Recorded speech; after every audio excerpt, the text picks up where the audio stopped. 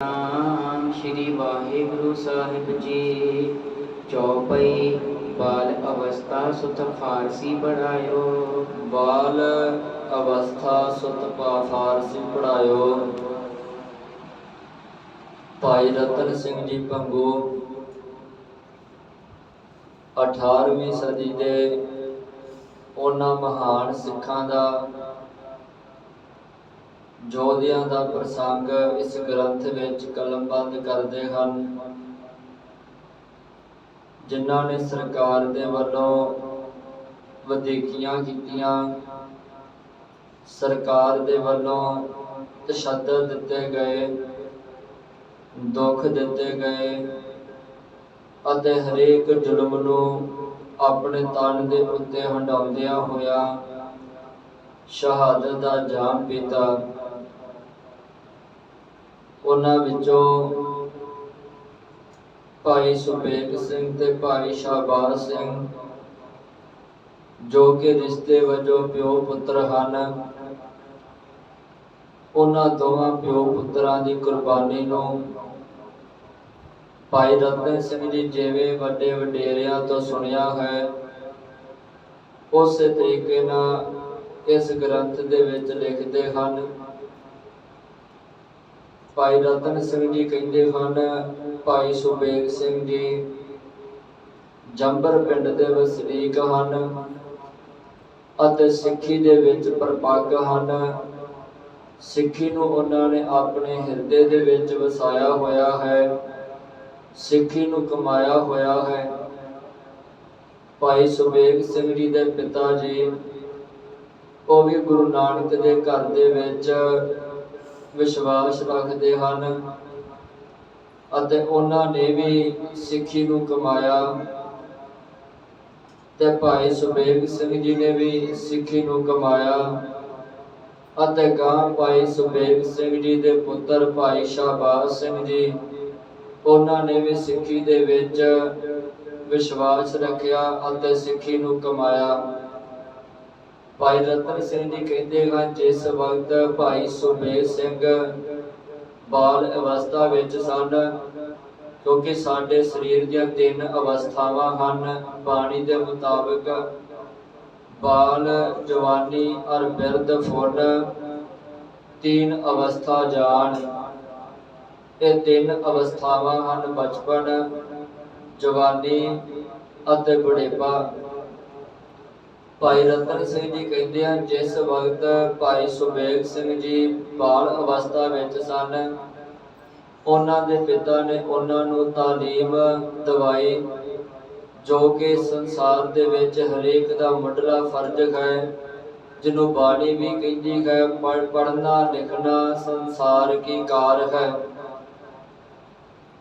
ਭਾਈ ਸੁਬੇਗ ਸਿੰਘ ਜੀ ਨੇ ਫਾਰਸੀ ਭਾਸ਼ਾ ਦਾ ਗਿਆਨ ਲਿਆ, ਕਿਉਂਕਿ ਉਸ ਵਕਤ ਫਾਰਸੀ, ਅਰਬੀ, ਉਰਦੂ ਇਹਨਾਂ 3 ਭਾਸ਼ਾਵਾਂ ਦੀ ਬਹੁਤ ਜ਼ਿਆਦਾ ਮਹਾਨਤਾ ਸੀ।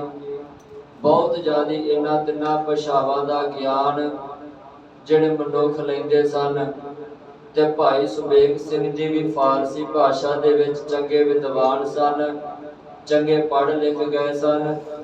ਬਾਲ ਅਵਸਥਾ ਸੁਤ ਫਾਰਸੀ ਪੜ੍ਹਾਇਓ।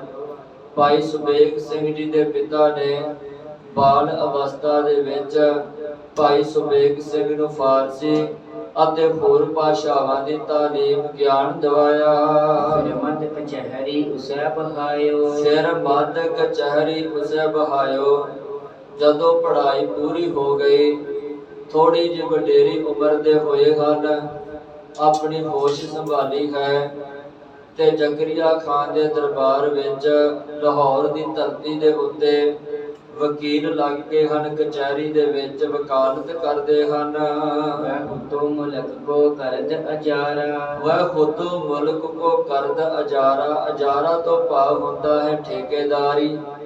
ਭਾਈ ਰਤਨ ਸਿੰਘ ਜੀ ਕਹਿੰਦੇ ਹਨ, ਭਾਈ ਸੁਬੇਗ ਸਿੰਘ ਜੀ ਨਾਲ ਵਕੀਲੀ ਕਰਦੇ ਹਨ ਅਤੇ ਨਾਲ ਨਾਲ ਠੇਕੇਦਾਰੀ ਵੀ ਕਰਦੇ ਹਨ, ਤਾਂ ਕਿ ਫੌਜ ਦਾ ਰਾਸ਼ਨ ਪਾਣੀ ਇੱਕ ਜਗ੍ਹਾ ਤੋਂ ਦੂਸਰੀ ਜਗ੍ਹਾ ਤੇ ਪਹੁੰਚਾਉਣਾ, ਇਸ ਜ਼ਿੰਮੇਵਾਰੀ ਨੂੰ ਵੀ ਵੇ ਖੁਦਾ ਨਿਭਾਉਂਦੇ ਹਨ ਅਤੇ ਬਹੁਤ ਇਮਾਨਦਾਰੀ ਨਾਲ ਆਪਣੇ ਫਰਜ਼ ਨੂੰ ਸਮਝਦਿਆਂ ਹੋਇਆ ਦਸਾਂ ਨੌਵਾਂ ਦੀ ਕਿਰਤ ਕਮਾਈ ਕਰਦਿਆਂ ਹੋਇਆ ਨੌਕਰੀ ਕਰਦੇ ਹਨ ਅਤੇ ਨਾਲ ਨਾਲ ਧਰਮ ਨੂੰ ਕਮਾਉਂਦੇ ਹਨ। ਰਹਤੇ ਥੇ ਲਾਹੌਰ ਮਜਾਰਾ, ਰਹਤੇ ਥੇ ਲਾਹੌਰ ਮਜਾਰਾ, ਭਾਈ ਸੁਬੇਗ ਸਿੰਘ ਜੀ ਲਾਹੌਰ ਦੀ ਧਰਤੀ ਤੇ ਰਹਿੰਦੇ ਸਨ। ਤੁਰਕ ਉਸੇ ਖਾਲਸੇ ਵੱਲ ਤੋਰੈ, ਤੁਰਕ ਉਸੇ ਖਾਲਸੇ ਵੱਲ ਤੋਰੈ।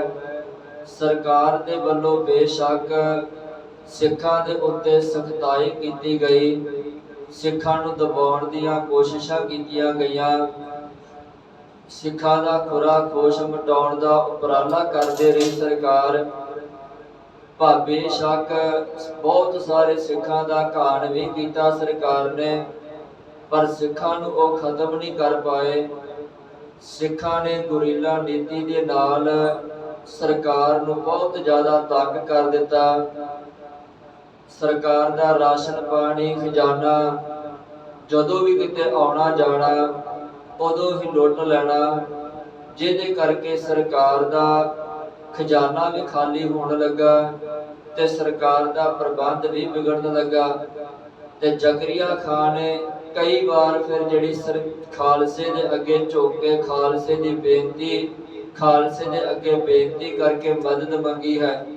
ਬੇਸ਼ੱਕ ਭਾਵੇਂ ਜ਼ਕਰੀਆ ਖਾਨ ਖਾਲਸੇ ਦਾ ਵੈਰੀ ਹੈ, ਪਰ ਜਦੋਂ ਆਪ ਨੂੰ ਲੋੜ ਪੈਂਦੀ ਹੈ ਉਦੋਂ ਝੁਕ ਕੇ ਖਾਲਸੇ ਦੇ ਅੱਗੇ ਬੇਨਤੀਆਂ ਕਰਕੇ ਖਾਲਸੇ ਦੀ ਮਦਦ ਲੈਂਦਾ ਹੈ, ਤਾਂ ਜੋ ਮੇਰੇ ਉੱਤੇ ਉੱਤੋਂ ਸਰਕਾਰ ਦੇ ਵੱਲੋਂ ਜਾਂ ਬਾਦਸ਼ਾਹ ਦੇ ਵੱਲੋਂ ਪ੍ਰੈਸ਼ਰ ਪੈ ਰਿਹਾ ਹੈ, ਉਸ ਪ੍ਰੈਸ਼ਰ ਨੂੰ ਮੈਂ ਪਾਸੇ ਕਰ ਸਕਾਂ ਅਤੇ ਜੋ ਮੇਰੇ ਤੇ ਮੁਸੀਬਤ ਆਈ ਹੈ ਉਸ ਮੁਸੀਬਤ ਨੂੰ ਮੈਂ ਗਲੋਂ ਲਾ ਸਕਾਂ।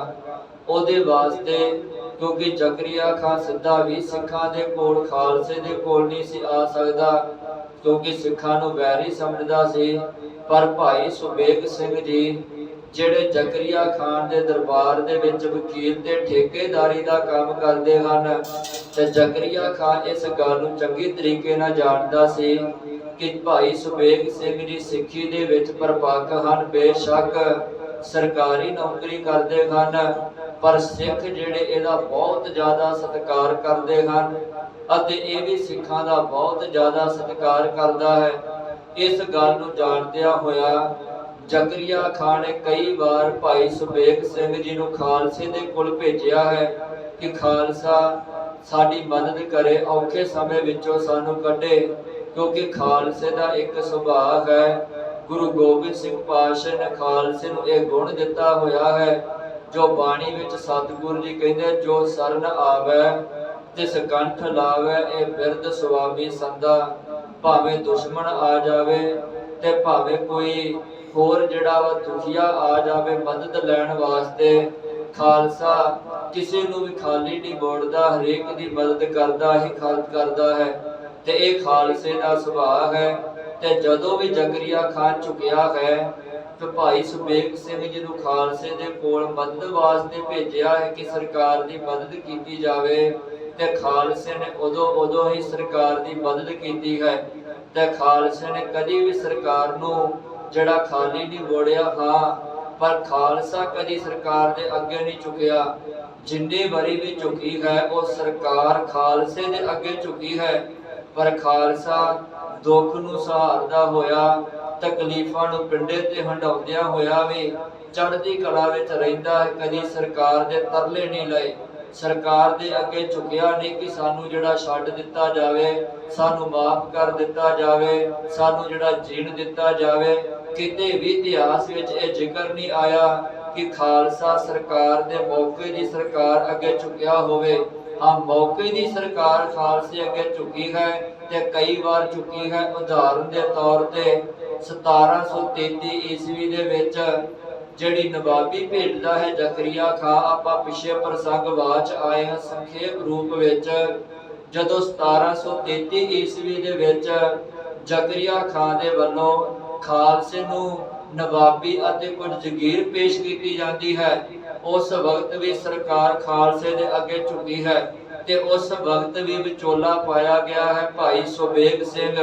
ਭਾਈ ਸੁਬੇਗ ਸਿੰਘ ਵਿੱਚ ਵਿਚੋਲਾ ਪੈ ਕੇ ਨਵਾਬੀ, ਜ਼ਗੀਰ ਅਤੇ ਕੁਝ ਹੋਰ ਖਿਲਤ ਖਾਲਸੇ ਦੇ ਕੋਲ ਲੈ ਕੇ ਆਉਂਦੇ ਹਨ ਤੇ ਆਪਣੀ ਸੂਝ ਸਿਆਣਪ ਦੇ ਨਾਲ ਖਾਲਸੇ ਨੂੰ ਉਹ ਚੀਜ਼ਾਂ ਦਿੰਦੇ ਹਨ, ਕਿਉਂਕਿ ਸਰਕਾਰ ਝੁਕਦੀ ਰਹੀ ਹੈ, ਕਈ ਵਾਰ ਝੁਕੀ ਹੈ ਤੇ ਜਦੋਂ ਵੀ ਲੋੜ ਪਈ ਹੈ ਉਦੋਂ ਫਿਰ ਭਾਈ ਸੁਬੇਗ ਸਿੰਘ ਜੀ ਦਾ ਭਾਈ ਸੁਬੇਗ ਸਿੰਘ ਜੀ ਨੂੰ ਵਿਚੋਲਾ ਪਾ ਕੇ ਉਹਨਾਂ ਨੂੰ ਖਾਲਸੇ ਦੇ ਕੋਲ ਭੇਜਿਆ ਜਾਂਦਾ ਹੈ, ਕਿਉਂਕਿ ਭਾਈ ਸੁਬੇਗ ਸਿੰਘ ਖਾਲਸੇ ਨੂੰ ਪਿਆਰ ਕਰਦੇ ਹਨ, ਖਾਲਸੇ ਦੇ ਹਮਾਇਤੀ ਹਨ ਤੇ ਖਾਲਸਾ ਵੀ ਭਾਈ ਸੁਬੇਗ ਸਿੰਘ ਜੀ ਦਾ ਪੂਰਾ ਸਤਿਕਾਰ ਕਰਦਾ ਹੈ। ਤੁਰਕ ਉਸੇ ਖਾਲਸੇ ਵੱਲ ਤੋਰੈ, ਤੁਰਕ ਪਤੋ ਭਾਵ ਜ਼ਕਰੀਆ ਖਾਂ ਨੇ ਕਈ ਵਾਰ ਭਾਈ ਸੁਬੇਗ ਸਿੰਘ ਜੀ ਨੂੰ ਖਾਲਸੇ ਦੇ ਵੱਲ ਤੋਰਿਆ ਹੈ, ਤਾਂ ਜੋ ਖਾਲਸਾ ਸਾਡੀ ਮਦਦ ਕਰਕੇ ਸਾਨੂੰ ਇਸ ਮੁਸ਼ਕਲ ਮੁਸੀਬਤ ਵਿੱਚੋਂ ਬਾਹਰ ਕੱਢ ਦੇਵੇ। ਖਾਲਸਾ ਪੀ ਤਿਸ ਕੋ ਪਲ ਲੋੜੈ, ਖਾਲਸਾ ਪੀ ਤਿਸ ਕੋ ਪਲ ਲੋੜੈ।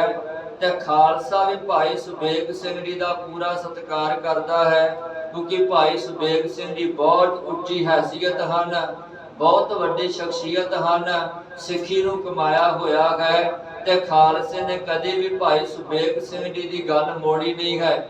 ਜਦੋਂ ਵੀ ਖਾਲਸੇ ਦੇ ਕੋਲ ਭਾਈ ਸੁਬੇਗ ਸਿੰਘ ਜੀ ਭਾਵੇਂ ਕੋਈ ਕੰਮ ਲੈ ਕੇ ਆਇਆ ਹੈ ਤੇ ਜਾਂ ਮਦਦ ਲੈਣ ਵਾਸਤੇ ਆਇਆ ਹੈ, ਉਦੋਂ ਹੀ ਖਾਲਸੇ ਨੇ ਭਾਈ ਸੁਬੇਗ ਸਿੰਘ ਜੀ ਦੀ ਗੱਲ ਨੂੰ ਪ੍ਰਵਾਨ ਕੀਤਾ ਹੈ ਤੇ ਕਦੇ ਵੀ ਭਾਈ ਸੁਬੇਗ ਸਿੰਘ ਜੀ ਦੀ ਗੱਲ ਨੂੰ ਖਾਲਸੇ ਨੇ ਮੋੜਿਆ ਨਹੀਂ ਹੈ। ਕੋਈ ਤੁਰਕਨ ਪਰੈ ਜ਼ਰੂਰੀ ਕਾਮ, ਕੋਈ ਤੁਰਕਨ ਪਰੈ ਜ਼ਰੂਰੀ ਕਾਮ, ਜਦੋਂ ਵੀ ਤੁਰਕਾਂ ਨੂੰ ਕੋਈ ਜ਼ਰੂਰੀ ਕੰਮ ਪੈਂਦਾ ਹੈ ਜਾਂ ਮੁਸੀਬਤ ਪੈਂਦੀ ਹੈ, ਉਸ ਭੇਜੈ ਕਰ ਕਰ ਸਲਾਮ, ਤਾਂ ਉਸ ਭੇਜੇ ਕਰ ਕਰ ਸਲਾਮ। ਜ਼ਕਰੀਆ ਖਾਂ ਉਦੋਂ ਹੀ ਭਾਈ ਸੁਬੇਗ ਸਿੰਘ ਜੀ ਦੇ ਅੱਗੇ ਤਰਲੇ ਲੈ ਕੇ ਸਲਾਮਾਂ ਕਰ ਕਰਕੇ ਖਾਲਸੇ ਦੇ ਕੋਲ ਭੇਜਦਾ ਹੈ, ਤਾਂ ਜੋ ਸਾਡਾ ਆ ਜ਼ਰੂਰੀ ਕੰਮ ਜਾਂ ਜੋ ਮੁਸੀਬਤ ਸਾਡੇ ਉੱਤੇ ਢੁੱਕ ਆਈ ਹੈ ਜਾਂ ਮੁਸੀਬਤ ਸਾਡੇ ਗਲੇ ਵਿੱਚ ਪੈ ਗਈ ਹੈ, ਉਹ ਮੁਸੀਬਤ ਸਾਡੇ ਗਲੋਂ ਲੈ ਜਾਵੇ, ਉਹ ਸਾਡੀ ਮੁਸੀਬਤ ਸਾਡੇ ਦੂਰ ਹੋ ਜਾਵੇ ਤੇ ਅਸੀਂ ਫਿਰ ਉਸੇ ਤਰੀਕੇ ਦੇ ਨਾਲ ਆਜ਼ਾਦ ਹੋ ਸਕੀਏ। ਬਹੁਤ ਬਾਰ ਸਿੰਘਨ ਪੈ ਆਇਓ, ਬਹੁਤ ਵਾਰ ਸਿੰਘਨ ਪੈ ਆਇਓ, ਇੱਕ ਵਾਰ ਨਹੀਂ ਭਾਈ ਸੁਬੇਗ ਸਿੰਘ ਜੀ ਆਏ,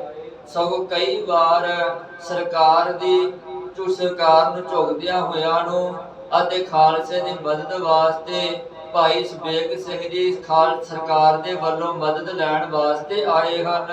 ਸੋ ਸਿੰਘਨ ਕਮ ਨਹਿਜ ਗਵਾਇਓ, ਸੋ ਸਿੰਘਨ ਕਮ ਨਹਿਜ ਗਵਾਇਓ। ਤੇ ਖਾਲਸਾ ਵੀ ਭਾਈ ਸੁਬੇਗ ਸਿੰਘ ਜੀ ਦੀ ਗੱਲ ਨੂੰ ਪ੍ਰਵਾਨ ਕਰਦਿਆਂ ਹੋਇਆ ਭਾਈ ਸੁਬੇਗ ਸਿੰਘ ਜੀ ਦੀ ਗੱਲ ਨੂੰ ਮੋੜਦੇ ਨਹੀਂ ਹਨ, ਅਤੇ ਕਿਉਂਕਿ ਸਿੱਖ ਵੀ ਜਿਹੜਾ ਵਾ ਉਹ ਚਾਹੁੰਦੇ ਹਨ ਕਿ ਅਮਨ ਸ਼ਾਂਤੀ ਬਣੀ ਰਵੇ। ਜੇ ਏਦਾਂ ਸਮਝੌਤਾ ਹੁੰਦਾ ਹੈ, ਜੇ ਅਮਨ ਸ਼ਾਂਤੀ ਬਣਦੀ ਹੈ ਤੇ ਕੋਈ ਜਿਹੜਾ ਵਾ ਇਹ ਸੌਦਾ ਮਾੜਾ ਨਹੀਂ ਹੈ, ਕਿਉਂਕਿ ਸਰਕਾਰ ਬੇਸ਼ੱਕ ਝੁਕਦੀ ਹੈ ਤੇ ਖਾਲਸੇ ਨੂੰ ਜਦੋਂ ਵੀ ਝੁਕੀ ਹੈ, ਖਾਲਸੇ ਅੱਗੇ ਖਾਲਸੇ ਨੂੰ ਜ਼ਗੀਰਾਂ ਦਿੱਤੀਆਂ ਹਨ, ਖਾਲਸੇ ਨੂੰ ਟੈਕਸ ਦਿੱਤੇ ਹਨ, ਤਾਂ ਜੋ ਖਾਲਸਾ ਗੁਰੀਲਾ ਨੀਤੀ ਦੇ ਰਾਹੀਂ ਜਿਹੜੇ ਹਮਲੇ ਕਰਦੇ ਹਨ, ਉਹ ਜਿਹੜਾ ਹਮਲਾ ਕਰਕੇ ਸਾਡਾ ਜਿਹੜਾ ਵਾ ਖਜ਼ਾਨਾ ਅਤੇ ਪਦਾਰਥ ਨਾ ਲੁੱਟਣ, ਇਸ ਕਰਕੇ ਜਿਹੜਾ ਖਾਲਸਾ ਜੇ ਭਾਈ ਸੁਬੇਗ ਸਿੰਘ ਜੀ ਦੇ ਜਿਹੜੀ ਬੇਨਤੀ ਲੈ ਕੇ ਆਉਂਦਾ ਹੈ ਉਹਨੂੰ ਪ੍ਰਵਾਨ ਕਰਦਾ ਹੈ। ਕਿਤ ਪੂਰਨ ਕਿਤ ਮਤਲਬ ਗਰੀਬੀ, ਕਿਤ ਪੂਰਨ ਕਿਤ ਮਤਲਬ ਗਰੀਬੀ। ਭਾਈ ਰਤਨ ਸਿੰਘ ਜੀ ਕਹਿੰਦੇ ਬੇਸ਼ੱਕ ਸਰਕਾਰ ਨੂੰ ਜਦੋਂ ਲੋੜ ਪਈ ਹੈ ਖਾਲਸੇ ਨੇ ਮਦਦ ਕੀਤੀ ਹੈ, ਪਰ ਜਿਹੜੀ ਸਰਕਾਰ ਹੈ ਉਹ ਖੁਦ ਗਰਜੀ ਹੈ, ਸਵਾਰਥੀ ਹੈ। ਜਦੋਂ ਕੰਮ ਹੁੰਦਾ ਸੀ ਉਦੋਂ ਝੁਕ ਜਾਣਾ ਤੇ ਜਦੋਂ ਕੰਮ ਨਿਕਲ ਜਾਣਾ ਉਦੋਂ ਉਸੇ ਤਰੀਕੇ ਨਾਲ ਸਿੱਖਾਂ ਦੇ ਉੱਤੇ ਸਖਤਾਈ ਕਰ ਦੇਣੀ, ਸਿੱਖਾਂ ਉੱਤੇ ਫਿਰ ਪਾਬੰਦੀਆਂ ਲਾ ਦੇਣੀਆਂ, ਕਿਉਂਕਿ ਸਰਕਾਰ ਹਮੇਸ਼ਾ ਹੀ ਕੱਲ ਨਹੀਂ ਅੱਜ ਦੀ ਵੀ ਸਰਕਾਰ ਦਾ ਇਹੋ ਹੀ ਹਾਲ ਹੈ। ਜਦੋਂ ਲੋੜ ਹੈ ਉਦੋਂ ਝੁਕ ਜਾਣਾ ਤੇ ਜਦੋਂ ਲੋੜ ਪੂਰੀ ਹੋ ਜਾਣੀ ਉਦੋਂ ਪਾਸੇ ਹੋ ਜਾਣਾ। ਉਦਾਹਰਨ ਦੇ ਤੌਰ ਤੇ ਹੁਣ ਵੋਟਾਂ ਆ ਰਹੀਆਂ ਹਨ ਤੇ ਵੋਟਾਂ ਕਰਕੇ ਹਰੇਕ ਜਿਹੜਾ ਉਹ ਝੁਕ ਰਿਹਾ ਹੈ ਕਿ ਕਿਸੇ ਨਾ ਕਿਸੇ ਤਰੀਕੇ ਲਾਲਚ ਦਿੱਤੇ ਜਾਣ ਤੇ ਲਾਲਚ ਦੇ ਕੇ ਜਿਹੜਾ ਆਪਣੀ ਪਾਰਟੀ ਜਿਹੜੀ ਲੈ ਆਈਏ, ਕਿਉਂਕਿ ਲਾਲਚ ਜਿਹੜਾ ਦੇ ਕੇ ਹੀ ਲੋਕਾਂ ਨੂੰ ਨਾਲ ਜੋੜਿਆ ਜਾਂਦਾ ਹੈ। ਤੇ ਜਿਹੜੇ ਲੋਕ ਜਿਹੜੇ ਅੰਦਰੋਂ ਜਿਨ੍ਹਾਂ ਦੀਆਂ ਜ਼ਮੀਰਾਂ ਮਰੀਆਂ ਹੋਈਆਂ ਹਨ ਉਹ ਲਾਲਚ ਵਸ ਹੋ ਕੇ ਉਹਨਾਂ ਨੂੰ ਜਿਤਾਉਂਦੇ ਵੀ ਹਨ, ਅੱਜ ਨਹੀਂ ਕੱਲ ਵੀ ਜਿਤਾਉਂਦੇ ਆਏ ਹਨ। ਅੱਜ ਵੀ ਜਤਾਉਂਦੇ ਰਹਿਣਗੇ ਤੇ ਕੱਲ ਵੀ ਜਤਾਉਂਦੇ ਰਹਿਣਗੇ, ਕਿਉਂਕਿ ਲਾਲਚੀ ਬੰਦੇ ਨੂੰ ਸਿਰਫ ਪੈਸੇ ਦੀ ਲੋੜ ਹੈ, ਸ਼ਰਾਬੀ ਬੰਦੇ ਨੂੰ ਸ਼ਰਾਬ ਦੀ ਲੋੜ ਹੈ, ਜੁਆਰੀ ਬੰਦੇ ਨੂੰ ਜੂਆ ਖੇਡਣ ਲਈ ਬਸ ਚਾਹੀਦਾ ਹੈ, ਕਿਉਂਕਿ ਸਰਕਾਰਾਂ ਵੱਲੋਂ ਇਹ ਲਾਲਚ, ਇਹ ਪਾਬੰਦੀਆਂ ਖੋਲੀਆਂ ਜਾਂਦੀਆਂ ਹਨ ਤੇ ਲੋਕ ਇਹਨਾਂ ਪਾਬੰਦੀਆਂ ਨੂੰ ਖੁਸ਼ ਹੋ ਕੇ ਸਰਕਾਰਾਂ ਨੂੰ ਜਿਤਾਉਂਦੇ ਆਏ ਹਨ। ਤੇ ਜਦੋਂ ਸਰਕਾਰ ਦੀ ਸਵਾਰਥ ਪੂਰਾ ਹੋ ਜਾਣਾ, ਉਸੇ ਤਰੀਕੇ ਦੇ ਨਾਲ ਫਿਰ ਜਿਹੜਾ ਸਿੱਖਾਂ ਉੱਤੇ ਜਾਂ ਲੋਕਾਂ ਦੇ ਉੱਤੇ ਪਾਬੰਦੀਆਂ ਲਾ ਦੇਣੀਆਂ, ਟੈਕਸ ਵਧਾ ਦੇਣੇ, ਮਹਿੰਗਾਈਆਂ ਕਰ ਦੇਣੀਆਂ। ਇਹ ਸਰਕਾਰ ਦੀ ਜਿਹੜੀ ਫਿਤਰਤ ਹੈ, ਸਰਕਾਰ ਦਾ ਸੁਭਾਅ ਹੈ ਤੇ ਇਹ ਸੱਚਾਈ ਆਪਾਂ ਸਾਰੇ ਜਾਣਦੇ ਹਾਂ। ਜ਼ਕਰੀਆ ਖਾਨ ਬੇਸ਼ੱਕ ਗਵਰਨਰ ਹੈ, ਜਦੋਂ ਸਵਾਰਥ ਹੋਣਾ ਉਦੋਂ ਸਿੱਖਾਂ ਅੱਗੇ ਝੁਕ ਜਾਣਾ, ਤੇ ਜਦੋਂ ਸਵਾਰਥ ਨਿਕਲ ਜਾਣਾ ਕਿਤ ਘੂਰਨ, ਕਿਤੇ ਫਿਰ ਸਿੱਖਾਂ ਨੂੰ ਘੂਰਦਾ ਹੈ, ਕਿਤ ਮਤਲਬ ਗਰੀਬੀ, ਜਦੋਂ ਮਤਲਬ ਹੋਣਾ, ਜਦੋਂ ਸਵਾਰਥ ਅੱਗੇ ਲੈ ਕੇ ਆਉਣਾ ਉਦੋਂ ਗਰੀਬੀ ਭਾਵ ਕਿ ਝੁਕ ਜਾਣਾ ਸਿੱਖਾਂ ਦੇ ਅੱਗੇ ਕਿ ਮੇਰੀ ਮਦਦ ਹੋ ਜਾਵੇ, ਤੇ ਜਦੋਂ ਮਦਦ ਪੂਰੀ ਹੋ ਜਾਣੀ ਤੇ ਫਿਰ ਘੂਰ ਕੇ ਸਿੱਖਾਂ ਉੱਤੇ ਪਾਬੰਦੀਆਂ ਲਾ ਕੇ ਫਿਰ ਸਿੱਖਾਂ ਦੇ ਘਰ ਘਾਟ ਢਾ ਦੇਣੇ, ਸਿੱਖਾਂ ਨੂੰ ਮਜਬੂਰ ਕਰ ਦੇਣਾ ਕਿ ਸਿੱਖ ਪੰਜਾਬ ਨੂੰ ਛੱਡ ਕੇ, ਮਾਝੇ ਨੂੰ ਛੱਡ ਕੇ ਬਾਹਰਲੇ ਇਲਾਕਿਆਂ ਦੇ ਵਿੱਚ ਚਲੇ ਜਾਣ। ਕਿਤ ਬਲ ਕਰ ਕਿਤ ਛਲ ਕਰ ਲੀਪੀ, ਕਿਤ ਬਲ ਕਰ ਕਿਤ ਛਲ ਕਰ ਲੀਪੀ, ਕਿਤੇ ਸਰਕਾਰ ਨੇ ਬਲ ਕਰਕੇ, ਤਾਕਤ ਕਰਕੇ ਸਿੱਖਾਂ ਨੂੰ ਪੰਜਾਬ ਦੇ ਵਿੱਚੋਂ ਭਜਾਇਆ, ਪੰਜਾਬ ਦੇ ਵਿੱਚੋਂ ਬਾਹਰ ਜਾਣ ਵਾਸਤੇ ਮਜਬੂਰ ਕੀਤਾ ਹੈ, ਤੇ ਕਿਤੇ ਛਲ ਕਰਕੇ ਧੋਖੇ ਦੇ ਨਾਲ ਸਿੱਖਾਂ ਨੂੰ ਮਰਵਾਉਣ ਦਾ ਯਤਨ ਕੀਤਾ ਹੈ। ਸੋ ਸਭ ਦਏ ਖਾਲਸੇ ਭੇਤ, ਸੋ ਸਭ ਦਏ ਖਾਲਸੇ ਭੇਤ। ਭਾਈ ਸੁਬੇਗ ਸਿੰਘ ਜੀ, ਜਦੋਂ ਵੀ ਸਰਕਾਰ ਨੂੰ ਲੋੜ ਪਈ ਹੈ, ਭਾਈ ਸੁਬੇਗ ਸਿੰਘ ਜੀ ਸਿੱਖਾਂ ਦੇ ਕੋਲ ਆਏ ਹਨ ਤੇ ਸਿੱਖਾਂ ਦੇ ਹਮਾਇਤੀ ਵੀ ਹਨ। ਤੇ ਜਦੋਂ ਸਰਕਾਰ ਦੇ ਵੱਲੋਂ ਸਿੱਖਾਂ ਉੱਤੇ ਕੋਈ ਪਾਬੰਦੀ ਲਾਈ ਜਾਣੀ ਹੈ, ਕੋਈ ਸਖਤਾਈ ਕੀਤੀ ਜਾਣੀ ਹੈ ਜਾਂ ਫੌਜ ਨੂੰ ਚੜਾਇਆ ਜਾਣਾ ਹੈ, ਤੇ ਭਾਈ ਸੁਬੇਗ ਸਿੰਘ ਜੀ ਨੂੰ ਇਸ ਗੱਲ ਦਾ ਪਹਿਲਾਂ ਪਤਾ ਲੱਗ ਜਾਂਦਾ ਸੀ, ਕਿਉਂਕਿ ਸਰਕਾਰੀ ਨੌਕਰ ਸਨ ਤੇ ਦਰਬਾਰ ਦੇ ਵਿੱਚ ਵਕੀਲ ਸਨ, ਵਕਾਲਤ ਕਰਦੇ ਸਨ, ਜਿਹਦੇ ਕਰਕੇ ਭਾਈ ਸੁਬੇਗ ਸਿੰਘ ਜੀ ਨੇ ਸਿੱਖੀ ਦੇ ਪਹਿਰਾ ਦਿੰਦਿਆਂ ਹੋਇਆ ਤੁਰਕਾਂ ਦਾ ਭੇਤ, ਤੁਰਕਾਂ ਦੀ ਗੱਲ ਨੂੰ ਸਿੱਖਾਂ ਤੱਕ ਪਹੁੰਚਾ ਦੇਣਾ ਕਿ ਖਾਲਸਾ ਜੀ, ਸਰਕਾਰ ਦੇ ਵੱਲੋਂ ਆਹ ਸਾਜ਼ਿਸ਼ ਕੀਤੀ ਜਾ ਰਹੀ ਹੈ, ਤੁਹਾਨੂੰ ਮਾਰਨ ਦੀ, ਤੁਹਾਨੂੰ ਫੜਨ ਦੀ, ਕੋਈ ਨਾ ਕੋਈ ਅਜਿਹਾ ਹੀਲਾ ਵਸੀਲਾ ਕੀਤਾ ਜਾਵੇ ਤਾਂ ਜੋ ਇਸ ਮੁਸੀਬਤ ਤੋਂ ਖਹਿੜਾ ਛੁੱਟ ਸਕੇ ਅਤੇ ਸਰਕਾਰ ਨੂੰ ਜਿਹੜਾ ਜਵਾਬ ਦਿੱਤਾ ਜਾ ਸਕੇ।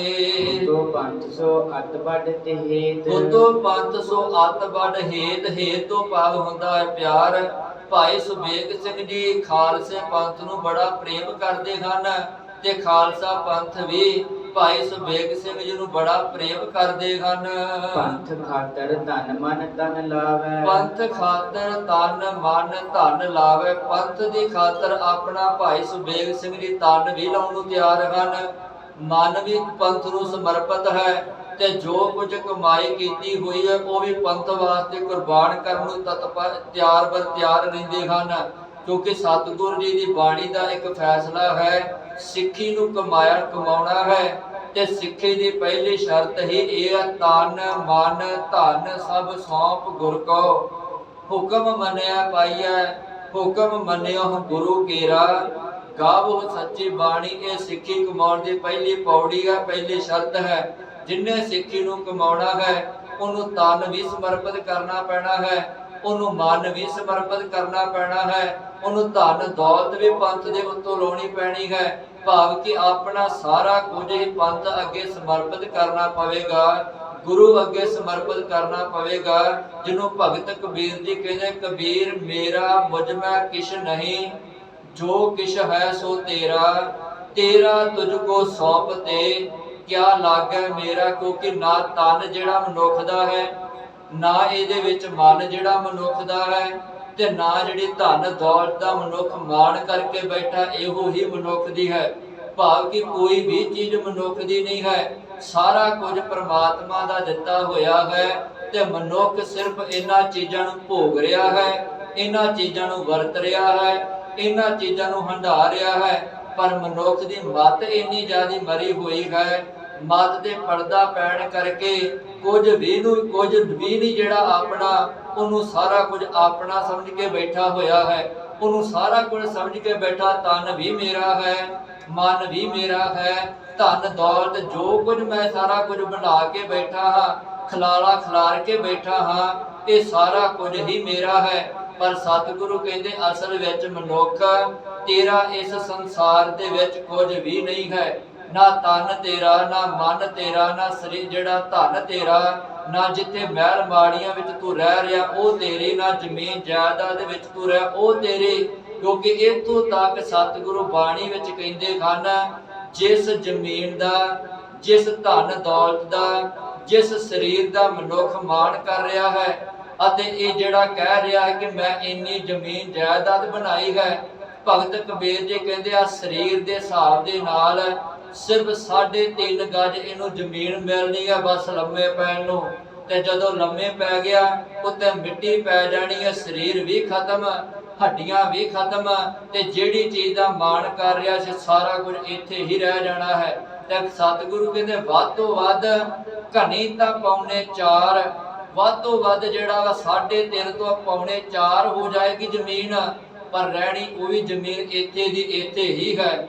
ਆਪਾਂ ਵੇਖਦੇ ਹਾਂ ਜਿਹੜਾ ਵੀ ਅੱਜ ਤੱਕ ਮਰਿਆ ਹੈ ਉਹਨੇ ਸੰਸਾਰ ਦੇ ਉੱਤੋਂ ਕੁਝ ਵੀ ਖੜਿਆ ਨਹੀਂ ਹੈ। ਨਾ ਸਰੀਰ ਨੂੰ ਆਪਣੇ ਨੂੰ ਖੜ ਸਕਿਆ, ਨਾ ਆਪਣੀ ਆਤਮ, ਨਾ ਆਪਣੇ ਧਨ ਦੌਲਤ ਨੂੰ ਖੜ ਸਕਿਆ, ਤੇ ਨਾ ਜਿਹੜੀ ਉਹਨੇ ਕਮਾਈ ਕੀਤੀ ਹੈ ਉਹਨੂੰ ਖੜ ਸਕਿਆ ਹੈ। ਸਾਰਾ ਕੁਝ ਇੱਥੇ ਹੀ ਰਹਿ ਗਿਆ ਹੈ। ਪਰ ਮਨੁੱਖ ਇਸ ਚੀਜ਼ ਨੂੰ ਸਮਝਣ ਵਾਸਤੇ ਤਿਆਰ ਨਹੀਂ, ਕਿਉਂਕਿ ਇਹ ਚੀਜ਼ ਮਨੁੱਖ ਜਿਸ ਦਿਨ ਸਮਝ ਗਿਆ ਉਸ ਦਿਨ ਇਹਦੀ ਸਿੱਖੀ ਕਮਾਉਣ ਦੀ ਪਹਿਲੀ ਪੌੜੀ ਤੇ ਇਹਦਾ ਪੈਰ ਰੱਖਿਆ ਜਾਵੇਗਾ, ਜਿਹਨੂੰ ਸਤਿਗੁਰੂ ਕਹਿੰਦੇ ਤਨ ਮਨ ਧਨ ਸਭ ਸੌਂਪ ਗੁਰ ਕੋ, ਹੁਕਮ ਮੰਨਿਆ ਪਾਈਐ, ਹੁਕਮ ਮੰਨਿਓ ਗੁਰੂ ਕੇਰਾ, ਗਾਵੋ ਸੱਚੀ ਬਾਣੀ। ਕਿਉਂਕਿ ਗੁਰੂ ਦਾ ਤੇ ਹੁਕਮ ਹੈ, ਨਾ ਤਨ ਤੇਰਾ, ਨਾ ਧਨ ਤੇਰਾ, ਨਾ ਮਨ ਤੇਰਾ, ਨਾ ਸੰਸਾਰ ਦੇ ਉੱਤੇ ਕੋਈ ਵੀ ਚੀਜ਼ ਤੇਰੀ ਨਹੀਂ। ਕਿਉਂਕਿ ਨਾਂਗੋ ਆਇਆ, ਨਾਂਗੋ ਜਾਸੀ, ਨੰਗਾ ਆਇਆ ਤੇ ਨੰਗਾ ਤੁਰ ਗਿਆ, ਕੋਈ ਚੀਜ਼ ਨਾਲ ਨਹੀਂ ਲੈ ਕੇ ਆਇਆ ਤੇ ਕੋਈ ਚੀਜ਼ ਨਾਲ ਨਹੀਂ ਖੜਨੀ।